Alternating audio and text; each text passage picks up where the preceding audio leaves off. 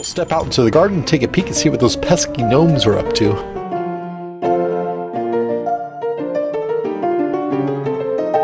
Those Pesky Gnomes is a novel approach and a few twists to the classic trick-taking style of game. It has a few similarities to other trick-taking games. To oversimplify things, each player plays a single card from their 10-card hand, and the highest card value takes the trick.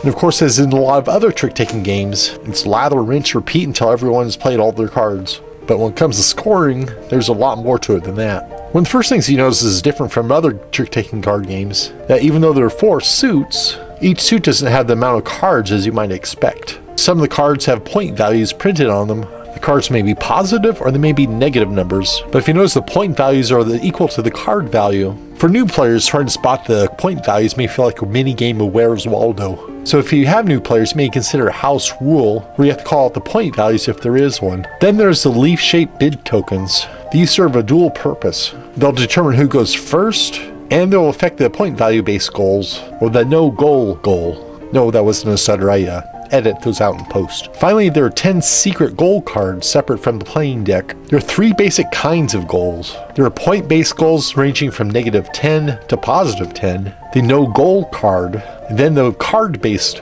goal. If you have the no goal card, your fate is sealed before the hand even begins. And the bid tokens will actually determine your score. If you have this goal, you might want to take the opportunity to try to disrupt the plans of other players. So when you begin the game, you're dealt 10 cards, 1 goal card, and 1 bid token. You flip the bid token over, but the goal card stays face down.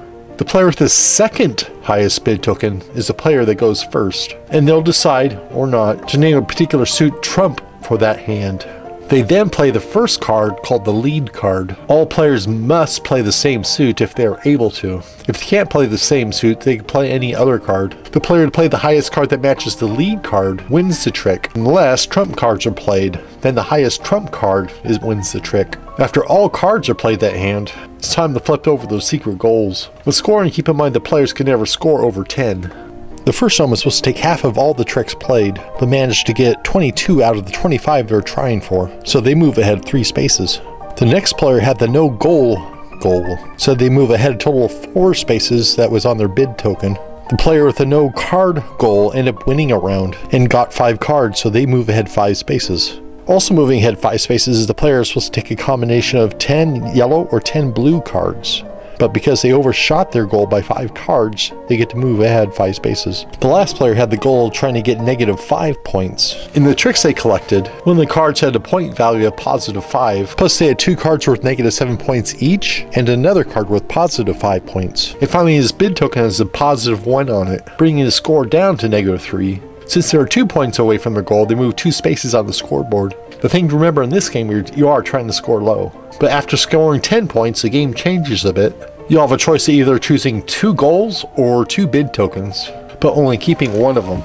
And when you go past 20 points, you get both 2 goals and 2 bid tokens, but only get to keep 1 of each. So after 10 and 20 points, the game gets a little more strategic. And when the first gnome reaches or passes 30 points, the game's over. And the gnome with the lowest score is the winner. This is a good game for people that like card games, but maybe looking for something that's garden fresh. The secret gold bid tokens makes every hand different. You've been watching the Gamer's Grind Show. Be sure to like us on Facebook, visit our website, and of course come on down and play some games off the wall.